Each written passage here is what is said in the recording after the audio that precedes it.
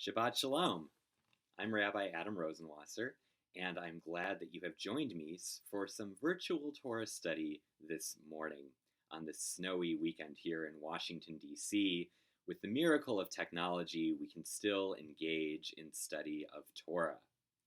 So, if you're at home studying along, which is where you shouldn't be outside or running around anywhere, I invite you to join with me as we say together our blessing for study. Baruch atah Adonai Eloheinu melech haolam asher kitshanu b'mitzvotav v'tzivanu la'asok b'divrei Torah. Thank you, God, for giving us the opportunity to study and learn together sweet words of Torah, even when the heavens are opening up around us and snow is falling every which way. We can still celebrate Shabbat and study Torah together.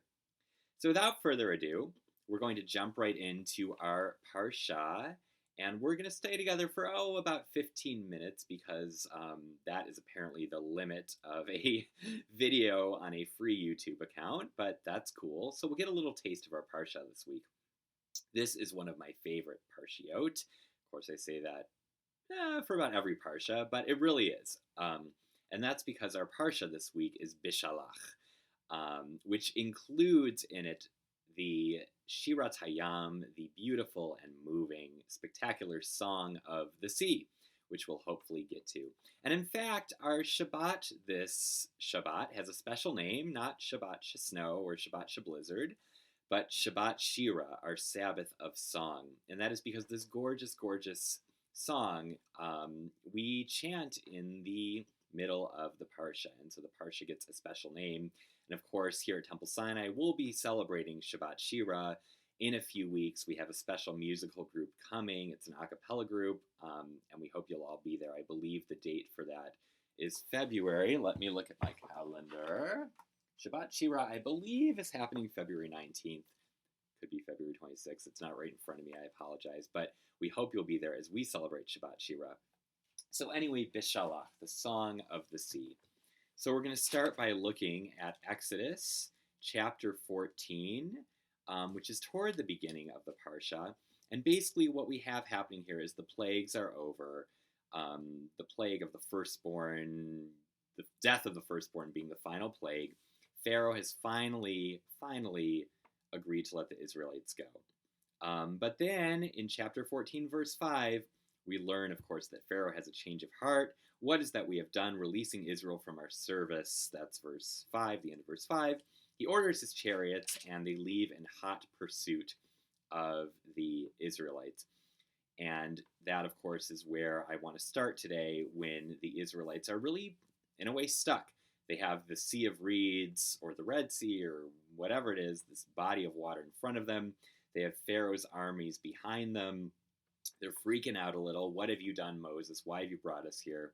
We know it's going to happen, but what I want to look at today a little is redemption. What does redemption mean to the Israelites? What can redemption mean to us? How exactly does redemption happen? And what can we learn from all of this? So redemption is our key word for the day. Okay, so again, the scene is set. The people are stuck. What does Moses say in verse 13? It's the most common phrase in all of Torah. Al tir'u, do not be afraid.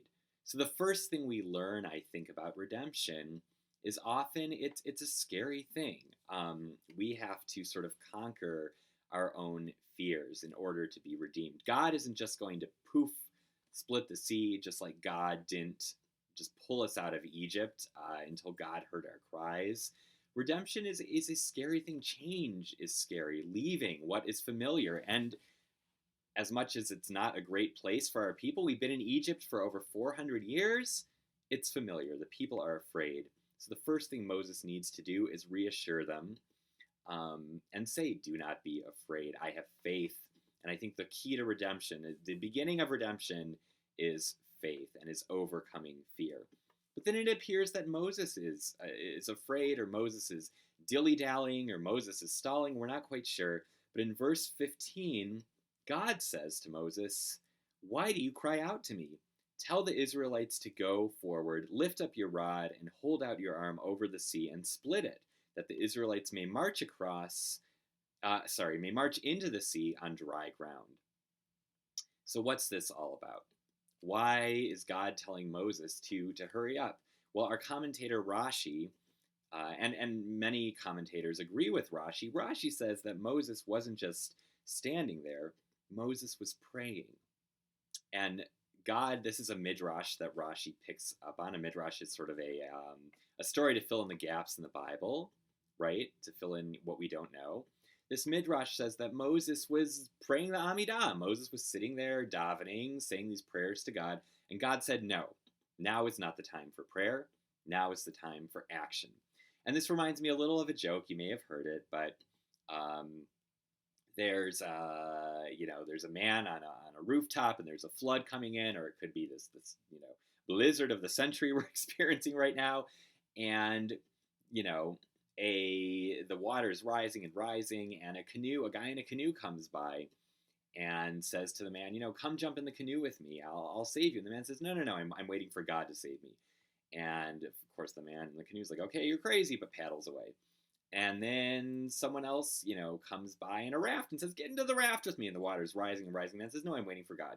Helicopter comes by, and the man says, no, I'm not going to get in the helicopter. I'm waiting for God. So the man drowns, and it's very sad, goes to heaven, and says to God, like, hey, why didn't you come and rescue me? I prayed for you. I prayed for you. I prayed for you. And God says to the man, I heard your prayers. And I sent the guy in the canoe, and I sent the guy in the raft, and I sent the helicopter, and you didn't know these were sort of my messengers coming to save you. So I think that, it's sort of a silly joke and a telling one. We can't just pray when we want redemption. Prayer can perhaps help center us and get our thoughts ready, and I'm a big advocate of prayer. But in this moment of crisis, with everything closing in around the people, God says, no, Moses, you need to take action. You need to raise your staff up high so that the sea may split. So that's sort of the next piece of redemption, is action needs to be taken. And then redemption doesn't just come about because of Moses. We have this in verse 21, Moses held his arm over the sea. The Eternal drove back the sea with a strong east wind all night and turned the sea into dry ground. So the commentators look at this piece all night. What does all night mean? It took a while for the sea to split. And they give us two really amazing midrashim about us being partners with God in this holy work of redemption. So I'm going to share with you two midrashim from this wonderful Sefer HaAgadah, this book of legends. As you can see, this is from our Temple Sinai library. I took it out of the reference section, which you're not supposed to do, but I think I'm a little bit trustworthy. So I'll put it back when we're done with study that you can use it. But this is an awesome resource. We have these midrashim about, how does the sea actually split? And I want to share these with you because I think they're wonderful. So this is the first midrash I want to share, and it's from, let's see, where is it from? Looks like it's from, I think it's Tanhuma, but I'm not quite sure, but it's fine. It's a great midrash. Here we go.